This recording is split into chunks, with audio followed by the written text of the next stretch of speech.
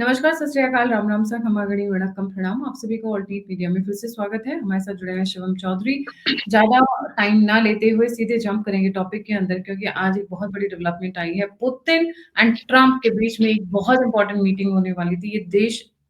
ये दिशा बदलने वाला था। मैं बोलूँगी वर्ल्ड जियोपॉलिटिक्स की कि किस तरीके से सुपर पावर्स आकर अपनी प्रॉब्लम्स को सॉल्व कर सकते हैं। पर लगता है बीच में नेटो चीफ ने हाथ डाल दिया है, या अदृश्य राज के एक बहुत बड़े बंदे ने ट्रम्प को फ़ोन करके उनको फिर से धमका दिया है। कुछ तो बहुत बड़ी डेवलपमेंट्स हुई हैं। लेट्स ट्राई एंड अंडरस्टैंड क्या हुआ है और किस डायरेक्शन में जा रही हैं। इसमें भारत कहाँ से इन्वॉल्व्ड है और क्या असर पड़ेगा वर्ल्ड के ऊपर। Over to you Shivam, a very warm welcome. जी, गायत्री जी नमस्कार। सभी दर्शकों को जय श्री राम। देखिए, जब डोनाल्ड ट्रंप अपनी दूसरी प्रेसिडेंसी के टर्म में आए तो उन्होंने कहा था कि मैं 1 हफ्ते में ये युद्ध रुका दूंगा। मतलब 24 घंटे से शुरू हुए, फिर हफ्ते में पहुंचे, फिर महीने पहुंचे, अब साल भर होने वाला है। लगता है कि डोनाल्ड ट्रंप के हाथों से बात निकलती जा रही है, उनके हाथ में बहुत कुछ है नहीं। जो असली पत्ते हैं वो आज के समय में भी पुतिन के हाथ में है। ट्रंप और पुतिन की एक मुलाकात होती है अलास्का के अंदर। वहां साफ दिखाई देता है कि दरअसल उस मीटिंग को कौन ओवर पावर कर रहा था, कौन वहां कमांडिंग पोजीशन में था। साफ दिखाई दे रहा था पुतिन के हाथ में सब कुछ है। ट्रंप ने सब थिएट्रिक्स करे, F-16 F-35 खड़े कर दिए, ऊपर से जेट उड़ा दिए, सब कुछ कर दिया। लेकिन at the end of the day show stopper कौन रहा? पुतिन रहा। उसके बाद दोबारा से ये प्रयास होता है कि पुतिन और जो ट्रंप है उसकी एक और मुलाकात की जाए और उसमें कुछ और नया डेवलपमेंट किया जाए। उस दौरान ट्रंप ने जेलेंस्की की बात की, यूरोपियन कंट्रीज से बात की, नाटो चीफ से बात की, सब कुछ होता है। उसके बाद ये तय होता है कि एक और मुलाकात होती है। ध्यान रखिएगा, पिछली बार पुतिन ने कहा था कि इस बार मॉस्को में मिलेंगे, तो ट्रंप एक तरीके से सरप्राइज रह गए थे। लेकिन फिर भी एक तय होता है, संभव नहीं था ट्रंप के लिए मॉस्को जाना एक तरीके से। फिर ये तय होता है कि मिडिल ग्राउंड में कि बुडापेस्ट के अंदर वो दूसरी मीटिंग होनी। और उस मीटिंग के लिए उससे पहले, क्योंकि उन दोनों की मीटिंग होनी थी लगभग 2 हफ्ते बाद, उससे पहले एक प्रिपरेटरी मीटिंग होती है उन दोनों देशों के जो विदेश मंत्री हैं उनकी। तो मार्को रूबियो और सर्गेई लावरोव की एक मीटिंग होनी थी, उससे पहले एक फोन कॉल हुई। कहा ही जा रहा है फोन कॉल बड़ी प्रोडक्टिव रही है साहब। दोनों तरफ से जो बातें हुई एक दोनों ने मान ली है। अब हमें मीटिंग करने की जरूरत नहीं है। और उसमें हंसी की बात यह है, वो मीटिंग इतनी प्रोडक्टिव रही कि अब राष्ट्रपतियों को भी मीटिंग कैंसिल हो गई है। ट्रम्प ये कह रहा है कि भैया ऐसा है, मैं अपना टाइम नहीं वेस्ट करना चाहता पुतिन के साथ बात करने से। क्योंकि दिक्कत क्या है कि जो व्लादिमीर पुतिन है और जो रशिया है, वो आज उस सिचुएशन में है कि उसे पता है कि पत्ते हमारे हाथ में है, हुक्म का इक्का हमारे हाथ में है। तो हम अपनी जीती हुई जो पोजीशन है उसे क्यों एक तरीके से सबोटाज करें, उसे क्यों सरेंडर कर दे। और उन्होंने अपनी कुछ जो मांगे हैं, उन्होंने कहा कि ये रेड लाइन है, इसके मतलब इसके सिवा कोई बात नहीं होगी। ये बात होगी तब जाकर कोई शांति यूक्रेन के अंदर आएगी। सबसे पहली बात, उनका ये मानना है कि जो यूक्रेन में डोनबास का रीजन है, यानी कि जो डोनेस्क और लोहांस दो उसके राज्य है, जो रशियन पॉपुलेशन है, जहां पर रशियन स्पीकिंग लोग रहते हैं, वो ये चाहते हैं कि ये दोनों राज्य हमें मिलने चाहिए, ये हमारे हैं, हमको कंप्लीट सरेंडर हो। और जो यूक्रेन है उसका कंप्लीट डीमिलिटराइजेशन होना चाहिए। उसके बाद ना यूरोपियन यूनियन ज्वाइन करेगा ना नाटो ज्वाइन करेगा। अगर ये कंडीशन यूक्रेन मानता है तो हम आज ही इस युद्ध को खत्म करने के लिए तैयार हैं।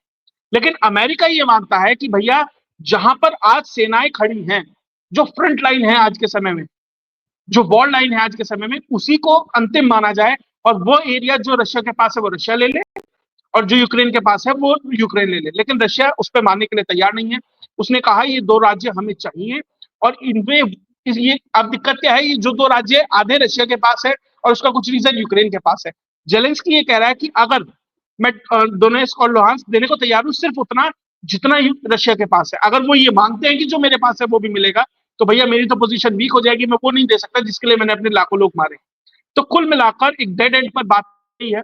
रशिया को पता है कि आज हमारा मिलिट्री जो कैपेबिलिटी है, जिस तरह का प्रोडक्शन हमारा है, उसे नाटो कहीं मैच नहीं कर सकता, यूएस मैच नहीं कर सकता, रशिया मैच नहीं कर सकता। और हम इस युद्ध को लंबा खींच सकते हैं, हमारे पास ये थ्रेशोल्ड है। लेकिन आज अमेरिका और यूरोप के पास वो थ्रेशोल्ड नहीं है। साथ ही जिस तरह के बायर्स आज रशिया के पास है, ऑयल बायर्स है, रशिया, चाइना है, भारत है और बहुत सारी कंट्रीज हैं, उसकी वजह से जो कांस्टेंट कैश फ्लो है वो भी रशिया के पास बना हुआ है। तो ये सब देखते हुए जो आज की सिचुएशन है उसके हिसाब से अमेरिका एक लोअर एंड पे है, रशिया अपर एंड पे है, और रशिया अपनी बातों को लेकर अडिग है, और अमेरिका पीछे हटने को भी तैयार नहीं है। इसलिए एक डेड एंड वाली सिचुएशन है। अब इस डेड एंड को तोड़ने के लिए अमेरिका की तरफ से एक बात रखी गई। उन्होंने प्रेशर बनाया रशिया के ऊपर कि भैया रशिया के ऊपर कुछ प्रेशर बने। तो बात यह आई कि जो यूएस है वो यूक्रेन को टोमाहॉक मिसाइल देगा जो 1600 किलोमीटर से लेकर 2500 किलोमीटर की रेंज है। मान लीजिए आप 1600 किलोमीटर की भी रेंज मानते हैं तो रशिया का कोई भी ऐसा बड़ा शहर नहीं है जो उसकी जद में ना आता हो। तो एक प्रेशर बना रहा था रशिया के ऊपर कि भैया देखो, हम अगर हमने ये मिसाइल दे दी तो वॉर एस्केलेशन एक अलग लेवल पे हो सकता है। जो आप ये मानकर चल रहे हो कि तुर्क के पत्ते आज आपके पास है, वो हमारे पास हो सकते हैं। तो वहां से दो चीजें हुई हैं।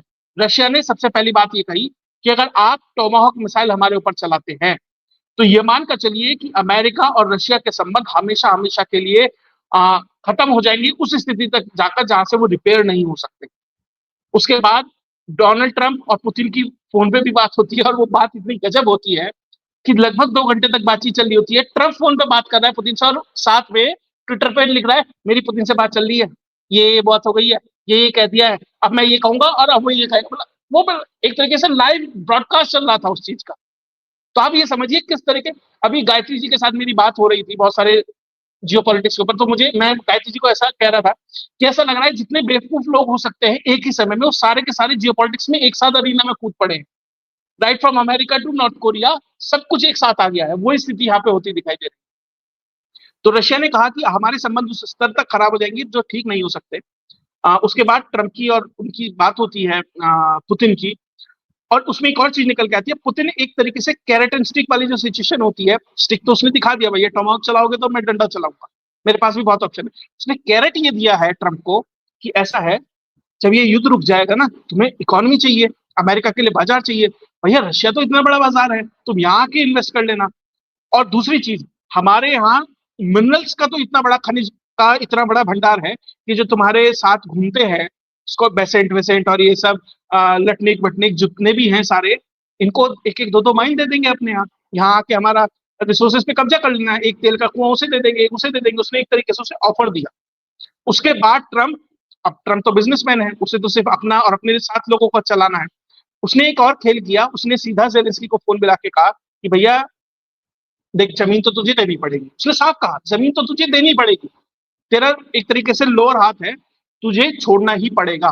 ट्रंप ने साफ साफ कह दिया, और पुतिन की बात माननी पड़ेगी।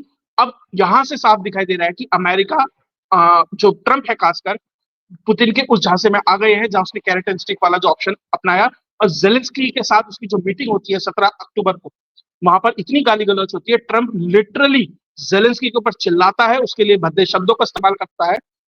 उस मीटिंग की जो अंदर से रिपोर्ट आ रही है, तो ये दिखाता है कि अमेरिका अब जेलेंस्की के बहुत साथ खड़ा नहीं है। चीजें, ट्रंप की अगर बात करूं, अमेरिका तो नहीं कहूंगा, लेकिन ट्रंप जेलेंस्की के साथ नहीं खड़ा है। एक तरीके से वो जो पुतिन का लेडेन ट्रैप है उसमें फंसता नजर जी। तो finally the meeting is cancelled and Zelensky को अब एक सर्टेन पार्ट, जो कि अभी हम मैप दिखा रहे हैं, वो अब देना पड़ेगा पुतिन को, रशिया को। जी जी, देखिए इसमें जो लोहांस दिख रहा है, एक आपको रेड लाइन दिख रही होगी, ये फ्रंट लाइन है, ये वो है जहां पर आज सारे सैनिक खड़े हैं रशिया के और यूक्रेन के। जो लोहांस्क है वो ऑलरेडी लगभग सारा रशिया के पास है। जो डोनेस्क का जो रीजन है, उसमें एक रेड लाइन बीच में जा रही है। जो साउथ में है वो रशिया के पास है, नॉर्थ वाला यूक्रेन के। वो चाह रहा है कि नॉर्थ वाला भी उसे मिल जाए। उसके एवज में जो जेफ्रोइजिया और खेरसोन है, वो रशिया देने के लिए तैयार है। जो उसके और साउथ में है दो राज्य, वो देने के लिए तैयार है यूक्रेन को, लेकिन उसे डोनबास का जो रीजन है, लुहांस्क प्लस डोनेट्स्क को डोनबास कहते हैं, वो चाहिए। लेकिन और उससे क्या होता है कि ब्लैक सी है नीचे, उसमें भी उसे एक्सेस मिल जाता है।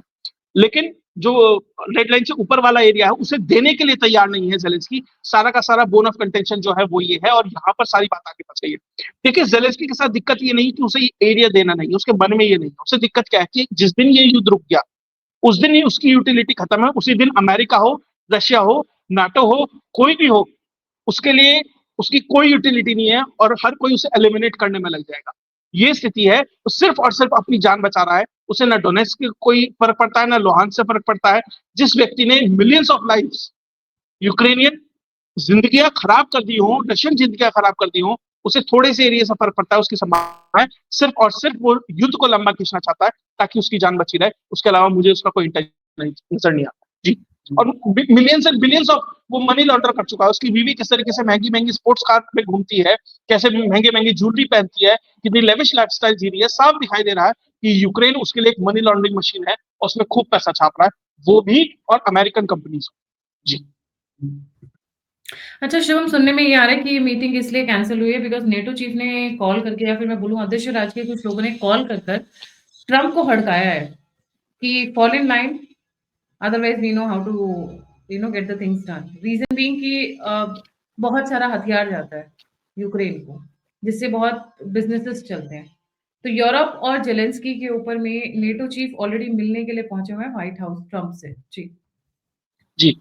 देखिए, जैसे ही ट्रम्प ने जेलेंस्की को ये धमकी दी कि भैया ऐसा है, जो पुतिन कह रहा है मान लीजिए, थोड़ा बहुत मैं एडजस्ट करा दूंगा, बीच में मांडवाली करा दूंगा। तो नेटो जो चीफ है मार्क रूट, उन्हें ये लगा यार ये तो सारा खेल बिगड़ गया। अगर ये सब रुक जाएगा तो जो नेटो को फंडिंग आ रही है, जो पैसा आ रहा है, जो सब कुछ हो रहा है, और एक तरीके से जो फसाड उन्होंने क्रिएट किया है कि भैया यूक्रेन के बाद पोलैंड का नंबर है, उसके बाद बहुत सारी यूरोपियन कंट्रीज का नंबर है कि रशिया उनके ऊपर हमला कर देगा, रोमानिया है, इन सब के ऊपर कर देगा। तो जो जिसकी वजह से वो यूटिलिटी बनाई हुई है, अपने आप का एक एग्जिस्टेंस बनाया है, वो खतरे में आ जाएगा। तो सीधा सीधा जाता है, ट्रम्प से मुलाकात करता है कि नहीं साहब बातचीत कर लीजिए, आप रशिया की बात मत कीजिए, पुतिन की बातों में मत आइए, उसके जो रेड लाइन है उसे मत मानिए। उसी तरीके से मतलब जेलेंस्की जो कर रहा है बहुत अच्छा है।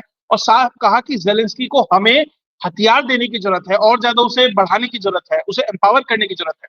लेकिन दिक्कत क्या है ना अमेरिकन प्रोडक्शन लाइन के साथ, कि जितना रशिया एक महीने में हथियार बनाता है, जितनी मिसाइलें और जितना सब कुछ, उतना अमेरिकन प्रोडक्शन लाइन पूरे साल में बनाती है। और जो अमेरिका है वो एक तरीके से कह सकते हैं मेजर कंट्रीब्यूटर है नेटो। ट्रंप ने आते ही क्या कहा था कि भैया कम से कम 5-5% अपनी जो अर्थव्यवस्थाएं हैं, जितनी यूरोपियन कंट्रीज और नाटो के मेंबर है, कम से कम वो उतना पैसा रेज करें अपने डिफेंस बजट के लिए। उसके बाद कुछ देशों ने किया, वहां पे प्रोडक्शन बढ़ भी रहा है।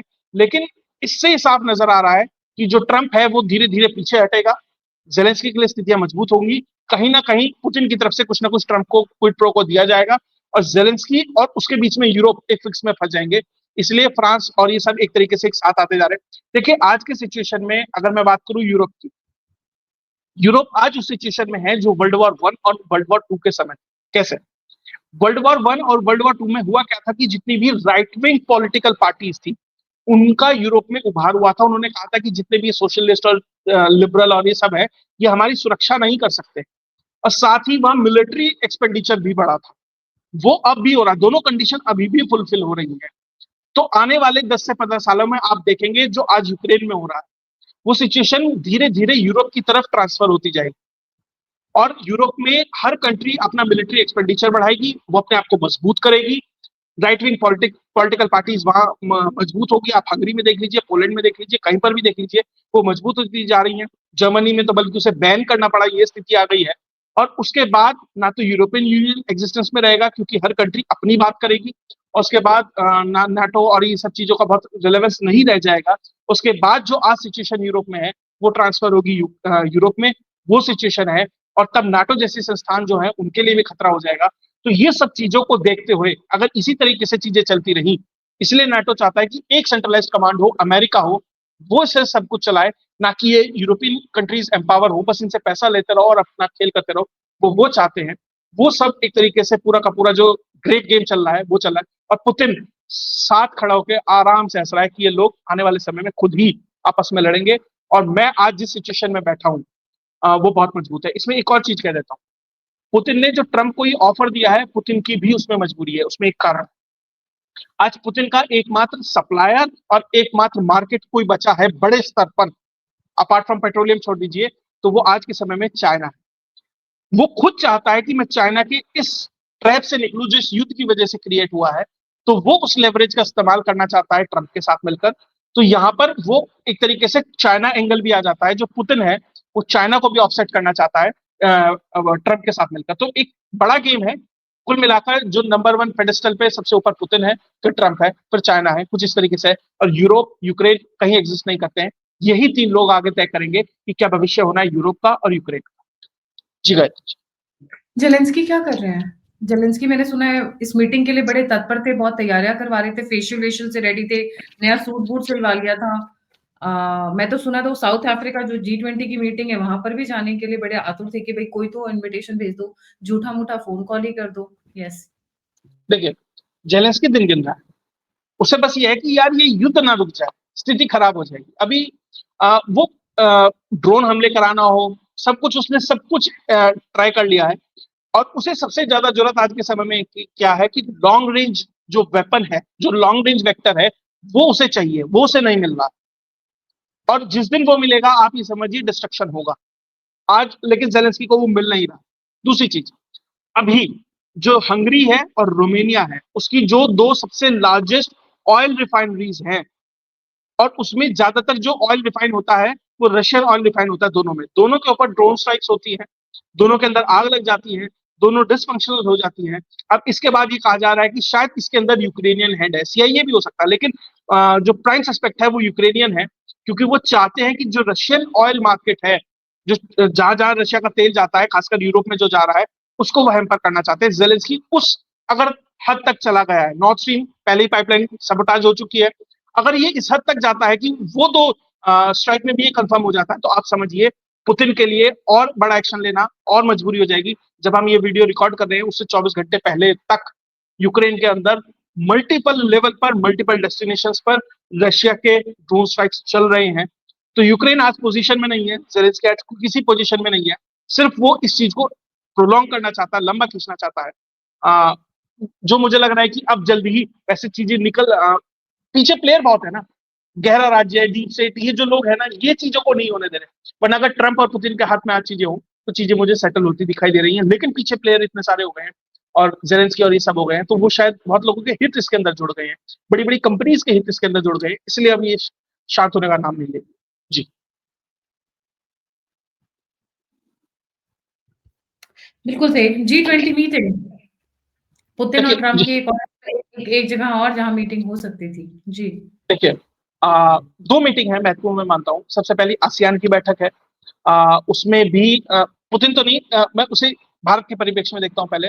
वहां मोदी, और मैं आपको एक आपके शो के माध्यम से बता दूं, मोदी और कहा जा रहा था कि ट्रम्प की शायद मुलाकात हो सकती है, लेकिन मैं आपके चैनल से कह देता हूँ अभी कंफर्म नहीं है, लेकिन शायद मोदी जी नहीं जाएंगे, क्योंकि वो कोई भी ऐसी ऑकवर्ड सिचुएशन नहीं चाहते हैं कि जहां ट्रम्प साथ में खड़ा हो और वो ट्रम्प का और उसी स्टेज पे खड़ा हो, उसी जगह वो माइक पे बोल दे कि मैंने इनका युद्ध रुकवाया था।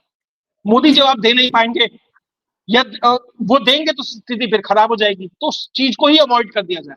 तो ट्रम्प के लिए पहला तो यह है कि आसियान में मोदी से मुलाकात नहीं होगी, अभी कंफर्मेशन नहीं है, लेकिन मैं मानता हूं कि नहीं जाएंगे। दूसरा, जो G20 की बैठक होनी है उसके अंदर भी पुतिन नहीं जाएंगे, क्योंकि वॉर क्रिमिनल वाली जो स्थिति है उसे घोषित किया हुआ है, गिरफ्तार हो, वैसे पिछली बार साउथ अफ्रीका ने कह दिया था हम गिरफ्तार नहीं करेंगे, वो सब चीजें हैं, लेकिन कुल मिलाकर पुतिन नहीं जाएंगे, ये कंफर्म है, और उनकी जगह सरगेई लाव्रोव, जो हमेशा से उनकी जगह जहां जहां जाते हैं वो वहां जाएंगे। हाँ, पुतिन की जो और बड़ी मीटिंग है, G20 से ज्यादा बड़ी, महत्वपूर्ण जो मैं विजिट मानता हूँ, वो दिसंबर के पहले हफ्ते में जो भारत की विजिट है, वो ज्यादा बड़ी विजिट है। वहां से बहुत कुछ जो डिस्कोर्स है वो चेंज होगा, वहां से जो रास्ता है वो बहुत कुछ निकलेगा, वो बहुत इंपॉर्टेंट है। पुतिन, मैंने आपको पहले भी कहा था कि प्रधानमंत्री की चाइना विजिट से ज्यादा इंपॉर्टेंट जापान विजिट है, वही हुआ। और फिर कह रहा हूँ, G20 से बड़ी कोई मीटिंग है अगर पुतिन के लिए आने वाले समय में, वो दिसंबर की भारत की जो विजिट है वो इंपॉर्टेंट है। ट्रंप भी उसे देखेगा, पूरी दुनिया देखेगी, और वहां से कुछ निकलेगा, ये निश्चित तौर। जी। और वैसे ट्रंप की और मोदी जी की अभी फोन पे बात की। जापान भी तो जाने वाले हैं ट्रम्प। मैंने सुना उससे हाँ, पहले मिसाइल टेस्ट कर लिए सॉरी नॉर्थ कोरिया। देखिए नॉर्थ कोरिया का क्या है ना, वो जैसे घर में कोई प्रोग्राम होता है ना, ढोल बजाने वाला, वो ढोलिया है। कोई भी आना होता है जापान में, कोई कोई आसपास साउथ कोरिया में कोई आने वाला हो तो वो पहले एक मिसाइल छोड़ देता है। तो अभी उसने एक आईसीबीएम है, वॉन्ग सॉन्ग 20 करके है, वो छोड़ी है दिखाने के लिए ट्रंप पे। देखिए रशिया ने कहा होगा कि ठीक है, पावर प्रोजेक्शन तुम भी कर दो, एक मिसाइल तुम भी छोड़ दो। और जो जापान है उसमें जो नई प्रधानमंत्री है, ये बहुत इंपॉर्टेंट है, वो शिंजो आबे की कट्टर समर्थक और ऐसे है शिष्या है, उन्हीं के टर्म्स एंड कंडीशन पे चलेंगी और उनसे बेहतर चलने का प्रयास करेंगी, क्योंकि उन्हें अपनी लकीर बड़ी करनी होगी निश्चित तौर पर। तो जापान में नए प्रधानमंत्री जो आए हैं वो एक तरीके से भारत के लिए खुशखबरी है, क्योंकि शिंजो आबे भारत को अपना दूसरा घर ही मानते थे, उसी तरीके से व्यवहार करते थे। मोदी जी के जो संबंध थे, और शायद ही कोई ऐसा राजनेता हो जिसके निधन पर मोदी जी स्पेशली उनके फ्यूनरल में गए हों, शिंजो आबे के परिवार के से मिले, रेयर। बाकायदा झुक के उनकी बीवी से मुलाकात की। ये दर्शाता है कि उनके संबंध उस परिवार से कितने गहरे थे, वो एक तरीके से पारिवारिक संबंध थे। अगर उनकी ही लाइन पर चलने वाली एक महिला आती है तो अमेरिका के लिए तो बहुत बेहतर नहीं है, क्योंकि वो तो साफ कहती है भाई जापान को हमें मिलिटराइज करना है, अमेरिका के वर्चस्व से बाहर निकालना है, तो वो तो एबेनॉमिक्स पे चलेगी। अब ट्रंप वहां जा रहे हैं और मोदी के लिए वो कितना बेहतर है वो संबंध, ये भी देखना है। तो जापान भी आने वाले समय में बहुत इंटरेस्टिंग है। और जापान से तो अमेरिका डरा ही रहता है, इंटरेस्ट रेट बढ़ा दिए तो भैया डॉलर का क्या होगा, इन्वेस्टमेंट का क्या होगा, और वहां से वो एक तरीके से दुगदुगी हमेशा बनी ही रहती है। तो इन सब चीज को देखते हुए जियो पॉलिटिक्स, अभी देखिए ना, जियो पॉलिटिक्स में अभी अंडर करंट है, हमें चीजें दिखती हैं कि मुलाकात हो रही है, ये हो रहा है, वो हो रहा है, लेकिन जो इनके आउटकम्स निकल के आएंगे वो ऊपर बड़ाई कर्ज को एक लाएंगे। अभी अंडर करंट है, ऊपर आपको इसके रिजल्ट कुछ महीनों में दिखाई देंगे, लेकिन जो भी है काफी अच्छा, मतलब अच्छा नहीं कह सकता, लेकिन हाँ कुछ धमाकेदार। जी, इंटरेस्टिंग बात है कि पुराने प्राइम मिनिस्टर ऑफ जापान को इसलिए हटाया गया था because he was dumping the US treasuries on the US bonds. Actually इसी वजह से घबराहट में हटाकर इनको लाया गया है।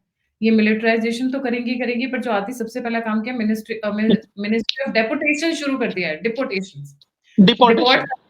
हाँ, डिपोर्टेशंस अभी मास लेवल पे डिपोर्ट करने वाली हैं। और इसमें कौन सा समुदाय आएगा उसका मुझे नाम लेने की जरूरत नहीं है, आप सभी जानते हैं कि एक ही समुदाय जिसके अगेंस्ट में जापान में इस वक्त रैलीज और प्रोटेस्ट शुरू हुए थे, वी डोंट वांट देम। जैसे और उसमें भी पाकिस्तानी है, उसमें भी मेजोरिटी पाकिस्तानी है। उसमें भी मेजॉरिटी पाकिस्तानी, ये झुंड झुंड के जाते हैं जहां जहां इनको, मतलब these are like rats, you know, I am sorry to use that word, but actually it fits them, they are worse than rats in fact. जहां जगह मिली उधर घुस जाते हैं। मतलब यू कैन, आप अपने आप को इतना इज्जत से उठा सकते हो कि आपकी इज्जत की जाए, बट आप इज्जत करवाना नहीं जानते हो। एक्चुअली बात ये है सीधे सीधे। जी, thank you so much Shivam, would you like to add anything on a concluding note? जी। देखिए कुल मिला के मैं कहूंगा अगले 2-3 महीने थोड़ा सा ना बैठक बैठक डिप्लोमेसी डिप्लोमेसी ये ज्यादा चलेगी, लेकिन इसके आउटकम्स लंबे होंगे। और बाकी मैं बस एक चीज कहूंगा, एक्सटेंडेड दिवाली के लिए तैयार रहे, ऑप्शन 2 कभी भी शुरू हो सकता है, होगा ये निश्चित है, कब होगा ये देखना इंपॉर्टेंट है, और जब भी होगा रात हम आपके साथ हैं। रात को 2 बजे अगर शो स्टार्ट हो रहा है ऑल्टरनेट मीडिया पे, तो मतलब ऑपरेशन सिंदूर 2 शुरू हो चुका है। रेडी रहिएगा। अब कई मतलब कई लोग बार क्या होता है, अरे कई कर बार रहे क्या हैं। होता है, मैं मान ली मैं सोया होता हूँ, सुबह 7:30 बजे 8 बजे कभी गायत्री जी का मैसेज आता है कि कॉल या कुछ ऐसा, मुझे लगता है यार रात को कुछ हो तो नहीं रहे, गायत्री जी सुबह 7:30 बजे फोन कर रही है। जी, जी, हम लोग रेडी हैं, तैयार हैं, ईस्ट टू वेस्ट दोनों तरफ धमाकेदार बहुत सारी चीज़ें होने वाली हैं। Thank you so much Shivam for joining. जाने से पहले शिवम ने अपना चैनल शुरू किया है, Shivam Chaudhary official. Best wishes to him, please like, subscribe and share this channel also. और please don't forget to like, subscribe and share the alternate media. अगर आप कंट्रीब्यूट करना चाहते हैं, आप मेरा सहयोग और सहायता करना चाहते हैं, तो नंबर और यूपीआई स्क्रीन के ऊपर है। प्लीज़ आगे आएँ, कंट्रीब्यूट करें, डोनेट करें, सपोर्ट करें। और अगर आप मुझसे कनेक्ट करना चाहते हैं तो different social media handles, Gayatri TM and alternate media X, Instagram, Twitter सभी इस वक्त एक्टिव हैं। Email is the best way to get in personally in touch with me. इसी के साथ जय हिंद, जय श्री राम, हर हर महादेव। जय